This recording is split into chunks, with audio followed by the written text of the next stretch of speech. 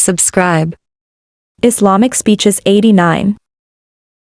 قال الله تعالى وتبارك في القرآن المجيد والفرقان الحميد بسم الله الرحمن الرحيم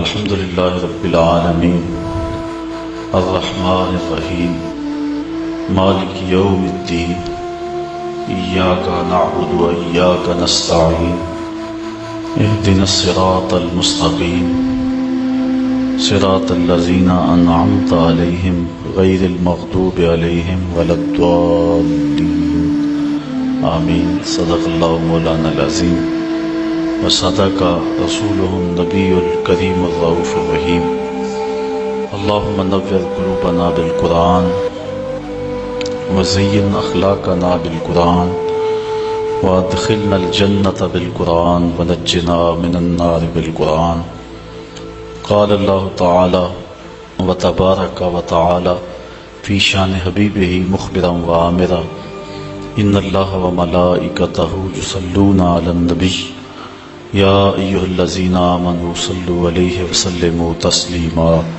الصلاة والسلام عليك يا رسول الله وعلى آلك وأصحابك يا محبوب رب العالمين الصلاة والسلام عليك يا نبي الرحمة وعلى آلك وأصحابك يا رسول الملاحم۔ تمام حمد و ثنا تعریف و توصیف اللہ جل مجدہ الکریم کی ذات بابرکات کے لیے جو خالق کائنات بھی ہے اور مالک شش جہات بھی۔ اللہ جل وعلا کی حمد و ثنا کے بعد Islamic Speeches نبی 89. اکرم شفیع امم رسول محتشم نبی مکرم صلی اللہ علیہ وسلم کے حضور ناز میں اپنی عقیدتوں، ارادتوں، محبتوں اور نیازمندیوں کا خراج پیش کرنے کے بعد واجب الاحترام ذوی الاحتشام برادران اسلام السلام علیکم ورحمۃ اللہ وبرکاتہ۔ آنے والے معزز محترم سامعین کو ماہ نور شہر رمضان المبارک کی آمد پر بصمیم قلب مبارکباد پیش کرتا ہوں۔ اللہ تعالیٰ جل شانہ ہمیں اس ماہ نور کی برکتیں نصیب فرمائے۔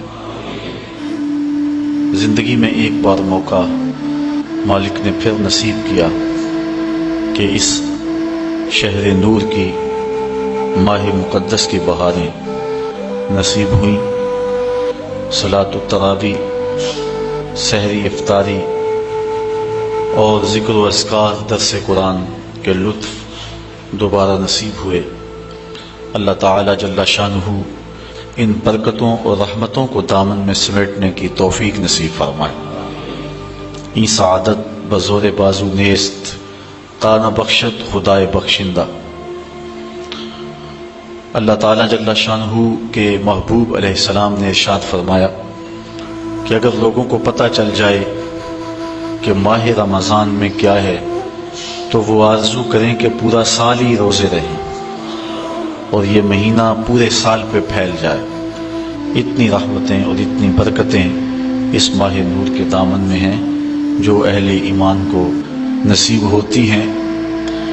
رمضان المبارک اللہ تعالیٰ جل شانہ کے ہونے کا یقین پختہ کرتا ہے۔ ایک تو یہ کہ ہم اس بات کو محسوس کرتے ہیں جو کہ حضور نے ارشاد فرمایا کہ جب ماہ سیام آتا ہے تو شیاطین جکڑ دیے جاتے ہیں، سلسلۃ الشیاطین۔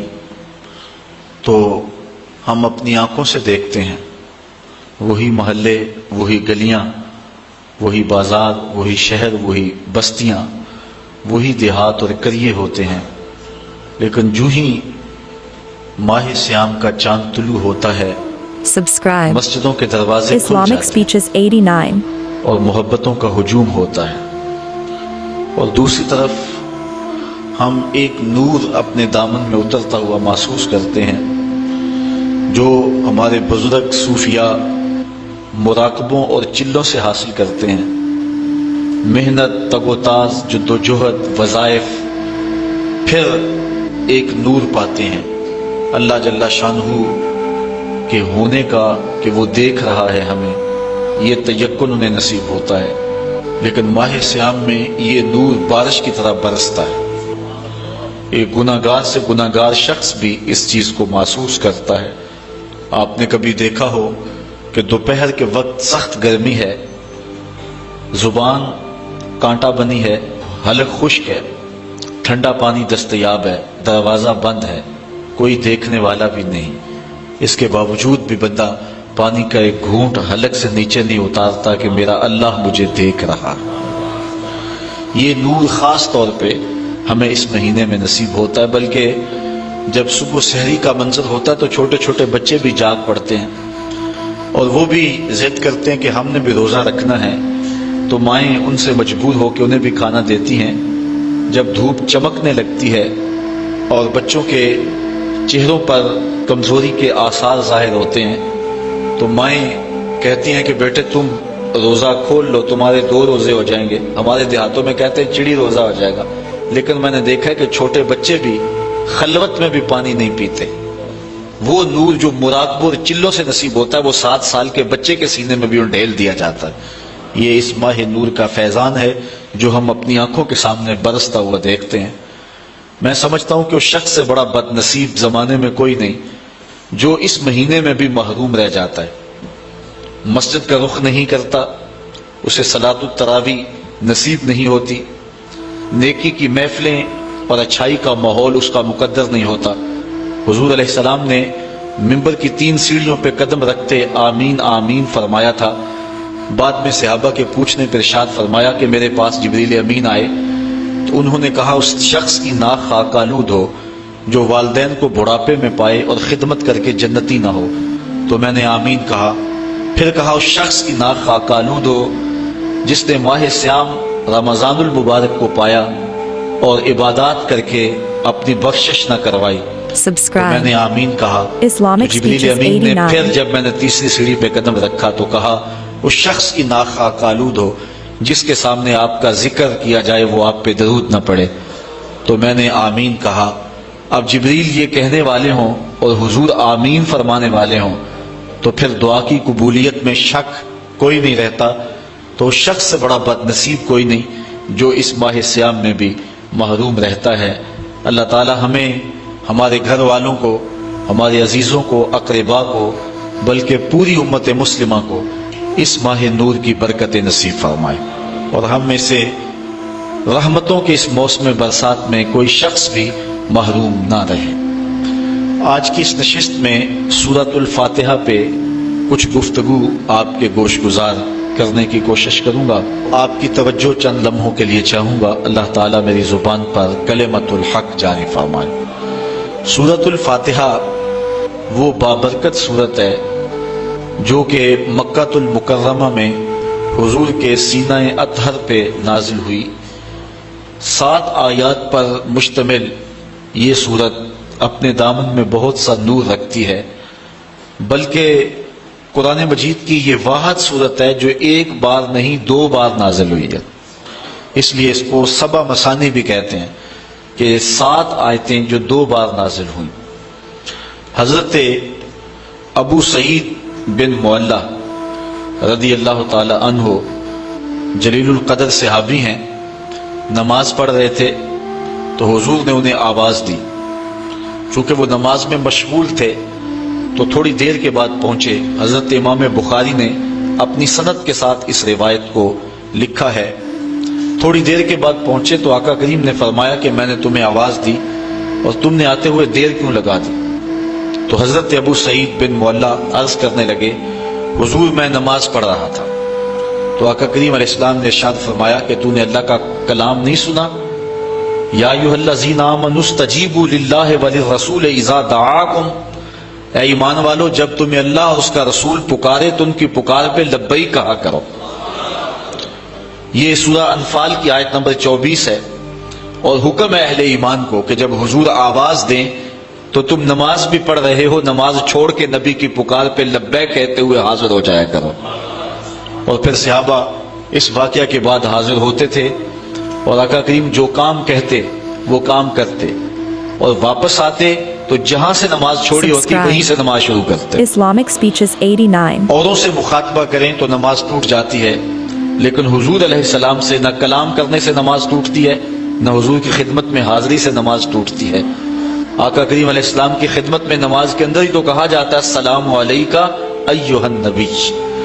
تو حضرت نبی رحمت صلی اللہ علیہ وآلہ وسلم نے فرمایا اے ابو سعید بن معلہ، میں تمہیں مسجد کے نکلنے سے قبل ایک ایسی سورت بتاؤں گا جو 2 مرتبہ نازل ہوئی ہے اور جو 7 مثانی ہے. تو حضرت سعید بن معلہ کہتے ہیں کہ حضور نے میرا ہاتھ پکڑ لیا. جب ہم مسجد سے باہر نکلنے لگے تو میں نے حضور سے عرض کی حضور آپ نے وعدہ کیا تھا کہ میں مسجد سے باہر نکلنے سے قبل آپ کو وہ سورت بتاؤں گا جس سے افضل سورت قرآن کے دامن میں کوئی اور نہیں ہے. تو حضور علیہ الصلوۃ والسلام نے ارشاد فرمایا الحمدللہ رب العالمین. یہ سورت 7 مثانی ہے اور اس سورت سے افضل قرآن مجید کے اندر کوئی سورت نہیں ہے. اور حضرت ابی بن کعب رضی اللہ تعالی عنہ سے بھی اسی طرح کی ایک روایت مروی ہے جس کو امام ترمذی نے اپنی سند کے ساتھ روایت کیا ہے کہ حضور علیہ السلام نے ان کو آواز دی تو وہ بھی دیر سے پہنچے تو حضور نے ان کو بھی یہ کہا کہ تم نے اللہ تعالیٰ کا کلام نہیں سنا، جب اللہ اور اس کا رسول پکارے تو پکار پہ لبیک کہا کرو. اور پھر حضور نے ان کو فرمایا کہ میں تمہیں ایک ایسی صورت بتاتا ہوں کہ جس جیسی صورت نہ تورات میں ہے، نہ زبور میں ہے، نہ انجیل میں ہے، اور نہ اس جیسی کوئی دوسری صورت قرآن میں بھی ہے. تو پھر حضور نے سورۃ الفاتحہ کا بتایا. یہ وہ صورت ہے جو ہر روز ہر نمازی ہر نماز کی ہر رکعت میں وقالتاً یا اصالتاً تلاوت کرتا ہے. اگر کوئی 5 گانا نماز پڑھنے کی توفیق رکھتا ہے تو وہ دن میں 48 مرتبہ اس صورت کو تلاوت کرتا ہے. تو یہ وہ بابرکت صورت، یہ ہمیں کیا پیغام دیتی ہے. آج کی نشست میں ہم نے اس پہ مختصر گفتگو آپ کے گوش گزار کرنی ہے. قرآن مجید کے اندر کل 114 صورتیں ہیں. سورہ توبہ کے علاوہ ہر صورت کے ابتدا میں تسمیہ شریف بسم اللہ الرحمن الرحیم موجود ہے، جو احناف کے نزدیک 2 صورتوں کے فاصلے کے لیے لایا گیا ہے، جبکہ سورہ نمل میں بسم اللہ الرحمن الرحیم یہ جزو قرآن ہے. باقی مقامات پر صورتوں کے مابین فاصلے کے لیے اور فرق کرنے کے لیے تسمیہ کو لکھا جاتا ہے اور حصول برکت کے لیے. اور دوسرا حضور علیہ السلام کا فرمان بھی ہے کہ ہر کام کرنے سے قبل بسم اللہ شریف کی تلاوت کا جو حکم دیا حضور نے، تو اس کی تکمیل کے لیے ہر صورت سے قبل بسم اللہ شریف کی تلاوت کی جاتی ہے. اسی لیے احناف نماز کے اندر تسمیہ کو سرن پڑھتے ہیں، جہرن نہیں پڑھتے، اس لیے کہ یہ جزو صورت نہیں ہے. یہ اللہ کے بابرکت نام سے سورت کا آغاز ہو رہا ہے اور اس کی حمد بولنے کے حکم نامے سے اس سورت کے مضامین شروع ہو رہے ہیں. الحمدللہ رب العالمین. تمام خوبیاں اللہ کے لیے جو تمام جہانوں کا پالنے والا ہے. حمد کسی کے اختیاری حسن پر جو تعریف کی جاتی ہے اسے عربی میں حمد کہتے ہیں. کسی کے غیر اختیاری حسن اور جمال پر جو تعریف کی جائے اسے مدح کہتے ہیں، اور کسی کے اختیاری حسن پہ جو تعریف کی جائے اسے عربی میں حمد کہا جاتا ہے. شکر اور حمد ان میں عموم خصوص کی نسبت پائی جاتی ہے کہ ہر شکر حمد ہے لیکن ہر حمد شکر نہیں ہے. کسی کی نعمت کے بدلے میں جو تعریف کی جائے، خوبیاں بیان کی جائیں، وہ شکر کہلاتی ہے، اور بغیر کسی کی نعمت کے شکریہ کے طور پہ ویسے قدر شناسی کے طور پہ جو تعریف کی جائے اس کو عربی میں حمد کہتے ہیں. تو یہاں حمد کا حقدار کون ہے، حمد کس کے لیے ہو، تو یہاں یہی بیان فرمایا گیا. اور قرآن مجید کے اندر متعدد مقامات پر الحمدللہ کے لفظ موجود ہیں، اور جب یہ لفظ بندے کی زبان سے نکلتے ہیں تو حضور علیہ الصلوۃ والسلام نے فرمایا قیامت کے دن یہ میزان کے پلڑے کو جھکا کے دیں گے، اتنا وزن ہوگا اور ان کا جو ہے وہ اتنا تول ہوگا۔ الحمدللہ تمام خوبیاں اللہ کے لیے۔ لفظ اللہ ذات باری تعالیٰ کا اس میں ذاتی ہے۔ اس پر علماء نے بہت لمبی گفتگو کی ہے کہ یہ لفظ مفرد ہے یا مرکب ہے۔ بعض نے کہا مفرد ہے، بعض نے کہا مرکب ہے۔ جنہوں نے کہا مفرد ہے Subscribe. انہوں نے یہ دلیل دی Islamic Speeches 89. کہ جب بھی یا اللہ کہتے ہیں تو یا اور اس میں جلالت کے درمیان ایہا کو نہیں لایا جاتا۔ اگر یہ مرکب ہوتا تو ایہا کو ضرور لایا جاتا۔ یہ عربی میں قاعدہ ہے کہ وہ لفظ جو مرکب ہو، معرف باللام ہو، جب اس سے قبل حرف ندا لایا جائے تو مذکر سے قبل ایہا اور مؤنث سے قبل ایتھا لاتے ہیں۔ جس طرح یا ایہا الرسول، یا ایہا النبی، یا ایہا المزمل، یا ایہا المدثر، تو یہاں مزمل کے اوپر یا مدثر یا النبی کے اوپر الف لام ہے، تو یا اور معرف باللام لفظ کے درمیان ایہا لائے، اور اگر مؤنث ہے تو ایتھا لائیں گے، یا ایتھا النفس المطمئنہ، وہاں ایتھا ہے، اور یہاں یہ لفظ نہیں لایا گیا، اور اگر اس کو لایا جائے تذکیر و تانیث کے لحاظ سے تو کفر ہوگا۔ لہذا یہ لفظ مفرد ہے، مرکب نہیں ہے۔ اور جو لوگ اس کو مرکب مانتے ہیں وہ کہتے ہیں کہ یہ الہن کے اوپر الف لام لگایا گیا اور پھر جو ہے وہ ایک الف کو گرایا گیا، الہ تھا تو ایک الف کو گرا دیا گیا تو اللہ بن گیا۔ لیکن ان کی دلیل یہ ہے کہ آپ نے دیکھا ہے کہ کبھی بھی لفظ اللہ کے اوپر تنوین نہیں آتی، یعنی اللہن نہیں آتا، جبکہ جو مفرد لفظ ہوتا ہے جب وہ پڑھا جائے تو اس کے اوپر تنوین آتی ہے، زیدن، زیدن، زیدن، مختلف صورتوں میں۔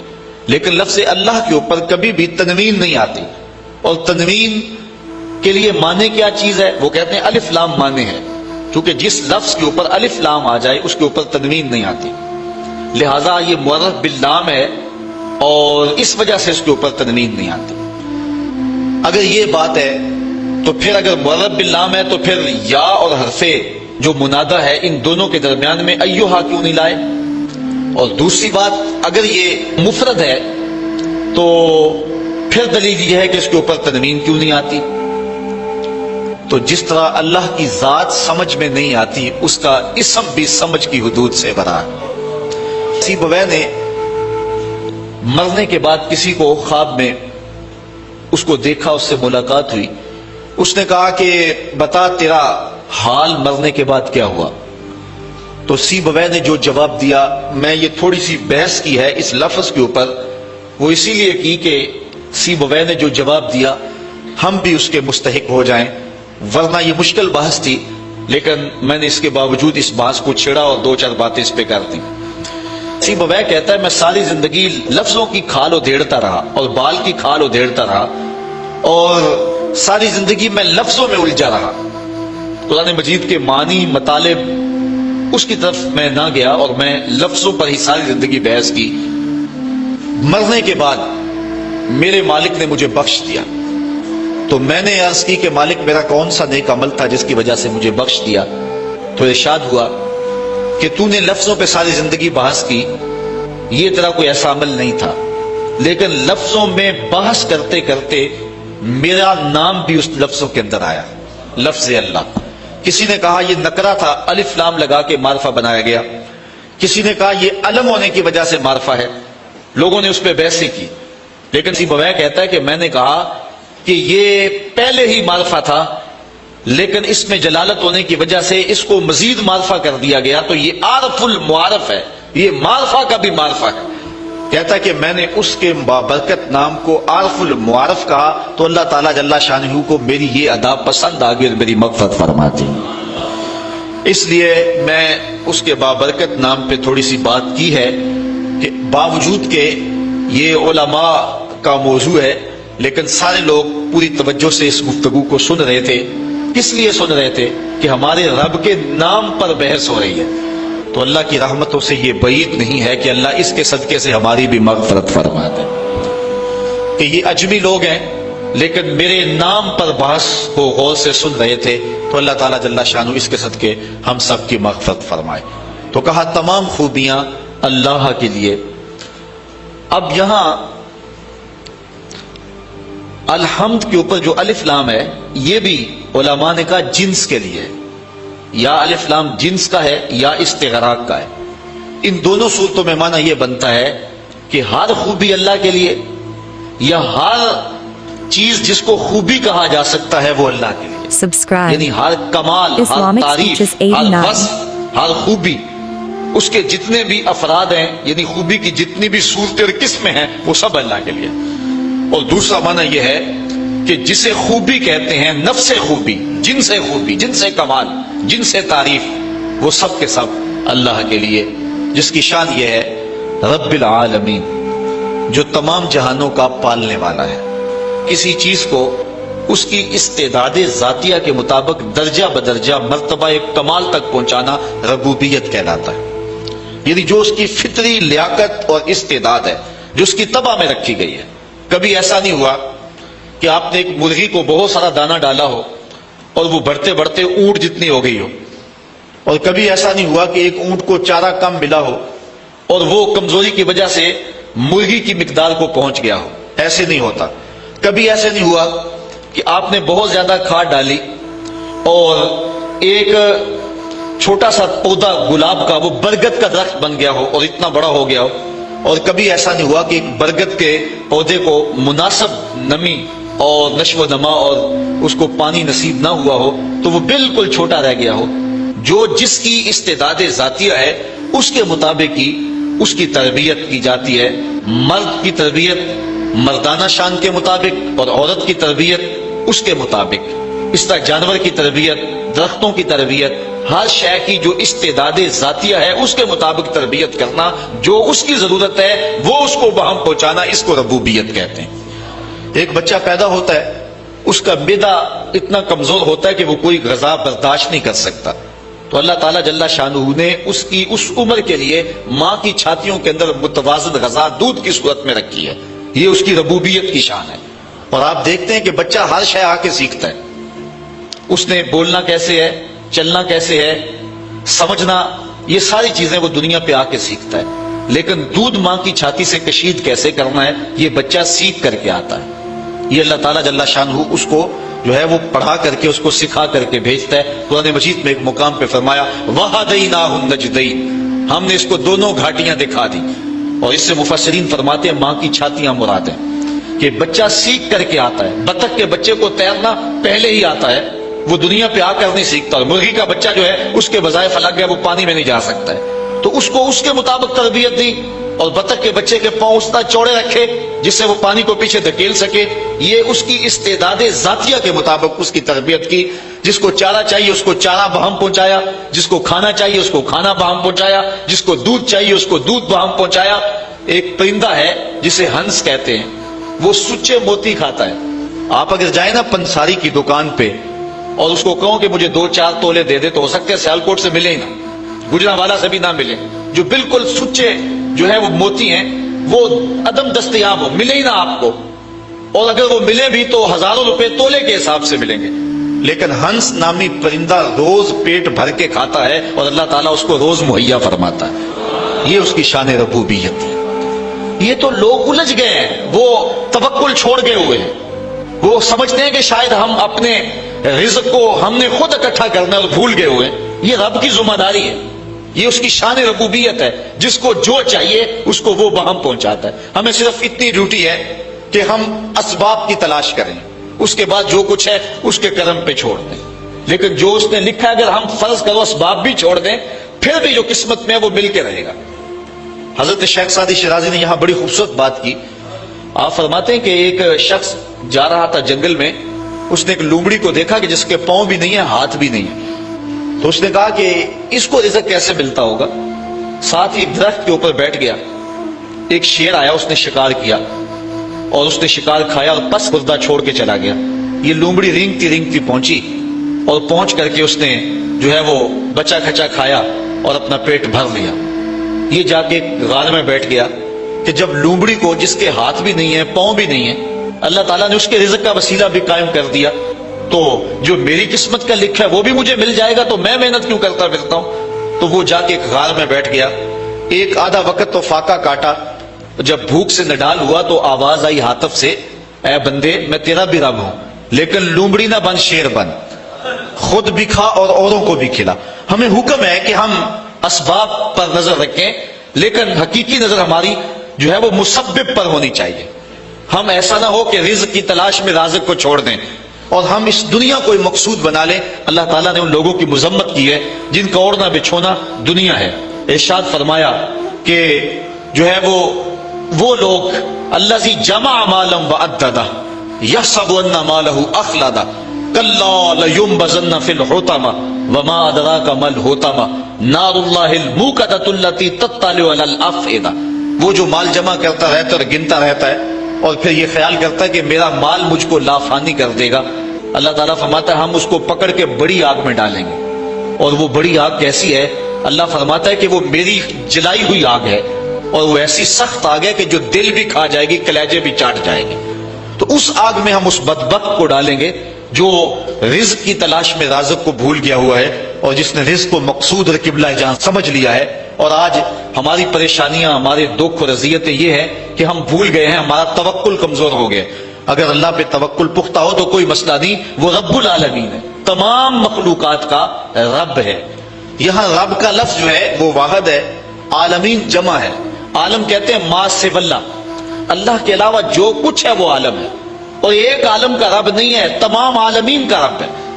پرندوں کا بھی رب وہی ہے, درندوں کا رب بھی وہی ہے, چوپایوں کا رب بھی وہی ہے, چڑیوں کا رب بھی وہی ہے, جو پانی میں تیرنے والے, زمین پہ رینگنے والے, ہواؤں میں اڑنے والے, حتیٰ کہ آگ کے اندر پرورش پانے والے, اور انسانوں, جانوروں, حیوانوں, بہائم, ہر ایک کا رب وہی ہے. تمام کائنات کو برابر دے رہا ہے, کوئی مانتا اسے بھی دے رہا ہے اور جو نہیں مانتا اسے بھی دے رہا ہے.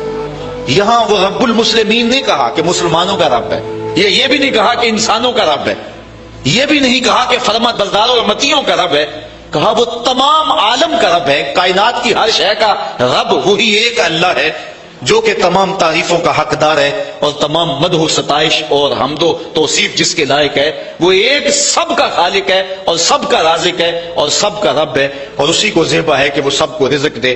ماننے والوں کو بھی دے رہا ہے, نہ ماننے والوں کو بھی دے رہا ہے, جو نہیں مانتے ان کو بھی دے رہا ہے, بلکہ ان کو زیادہ دے رہا ہے. بلکہ ایک حدیث میں آتا ہے کہ اگر مسلمانوں کی دل شکنی کا لحاظ اور خیال نہ ہو تو کافروں کے گھروں کی سیڑھیاں جو ہیں وہ سونے چاندی کی بنا ڈالو, اتنا ان کو دوں. لیکن یہ کہیں گے ہمیں تو زیادہ ہی رگڑ دیا گیا, کافر کو بخشے غرو قصور, اور مومن کے لیے فقط وعدہ ہوں. پہلے شکوہ کر دیا گیا, پھر تو اور زیادہ شکوہ کریں گے.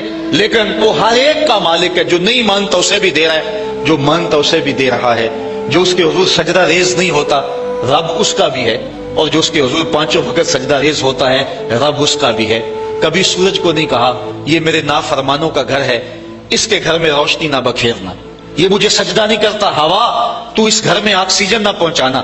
کبھی چاند کو نہیں کہا تیری چاندنی فلاں کے آنگن میں نہیں اترنی چاہیے, وہ میرے نافرمانوں کا گھر ہے. کہا جس طرح با یزید کے گھر میں روشنی کرتا سورج, اس گناہگار کے گھر میں بھی ایسے ہی کرنی ہے, چاہے گناہگار ہے, لیکن میں اس کا بھی اسی طرح رب ہوں جس طرح با یزید بستامی کا رب ہوں. اب تھوڑا سا ایک اور اس پہ نقطہ سمجھنے کی کوشش کیجئے. عالمین اتنے ہیں اور رب ایک ہے. یہاں رب کا لفظ واحد ہے اور عالمین بہت سارے ہیں. یہاں یہ بات عقیدے کی سمجھ میں آتی ہے کہ ایک رب کے کئی عالم ہو سکتے ہیں, یعنی کئی عالمین کا ایک رب ہو سکتا ہے. ایک باپ کے کئی بیٹے ہو سکتے ہیں, اور ایک شوہر کی کئی بیویاں ہو سکتی ہیں, ایک آقا کے کئی غلام ہو سکتے ہیں, اور ایک رب کے کئی بندے ہو سکتے ہیں. لیکن ایک بندے کے کئی رب نہیں ہو سکتے, ایک بیوی کے کئی شوہر نہیں ہو سکتے, اور ایک غلام کے کئی آقا نہیں ہو سکتے ہیں.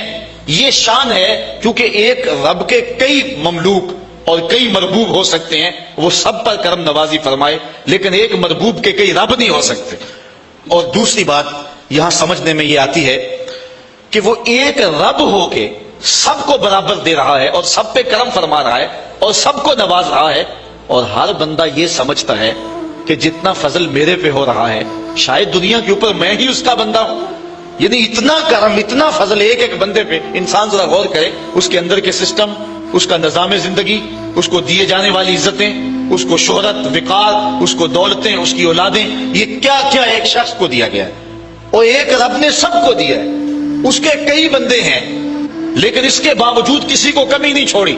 ہر ایک کو بہم آکسیجن پہنچ رہی ہے، ہر ایک کو ہوائیں پہنچ رہی ہیں، ہر ایک کو سورج کی کرنیں مل رہی ہیں، ہر ایک کو چاندنی میسر آ رہی ہے، رزق کے دروازے پہ خیرات بانٹ رہا ہے ہر ایک کو. اس کے کئی بندے ہیں لیکن اس نے کسی کے لیے کمی نہیں چھوڑی. اور بندے کا کوئی دوسرا رب نہیں تھا، لیکن بندے کا انداز یہ ہے جس طرح اس کے کئی رب ہوں اور وہ اس کے حضور سجدہ کرنے نہیں جاتا، اس کو فرصت نہیں ملتی. ایک رب کے کئی مملوک ہیں، ایک رب کے کئی مرغوب ہیں، لیکن اس نے کثرت نہیں چھوڑی. اور ایک بندے کے کئی رب نہیں ہیں لیکن اس کا جو انداز ہے وہ کتنا بیگانگی والا ہے. تو کہا الحمدللہ رب العالمین. بات آگے بڑھائیے. الرحمن الرحیم، وہ تمام جہانوں کو جو خیرات دے رہا ہے، تمام جہانوں کی جھولیاں بھر رہا ہے. وہ کیوں بھر رہا ہے؟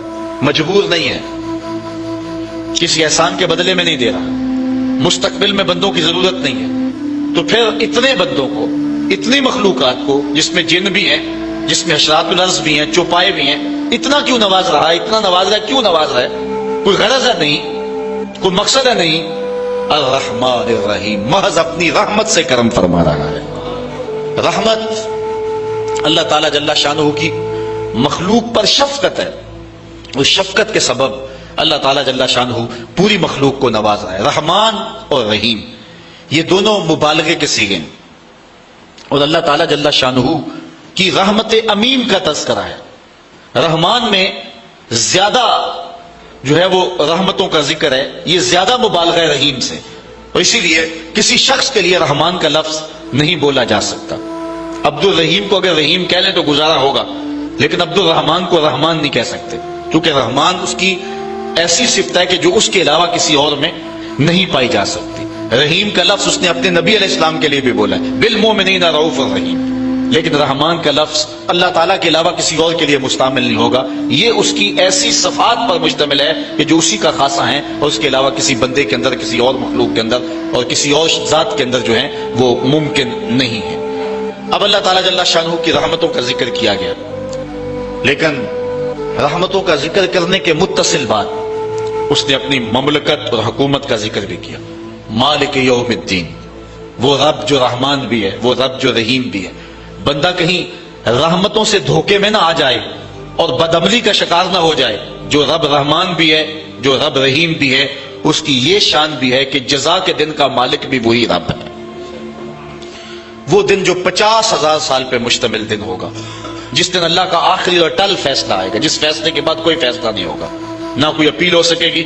یہاں تو سول کورٹ سے سیشن کورٹ میں، وہاں سے جو ہے وہ ہائی کورٹ میں، وہاں سے سپریم کورٹ میں چلے جاتے ہیں، لیکن وہ آخری فیصلہ ہوگا. اس کے بعد کوئی کورٹ نہیں ہے اور نہ کوئی دن ہے. اس کے بعد جو فیصلہ ہوگا وہ ٹل ہوگا، وہ طے ہوگا. اس لیے بندے کو ساتھ ڈرایا بھی گیا ہے، کیونکہ ایمان خوف اور امید کی کیفیت کے درمیان. حضرت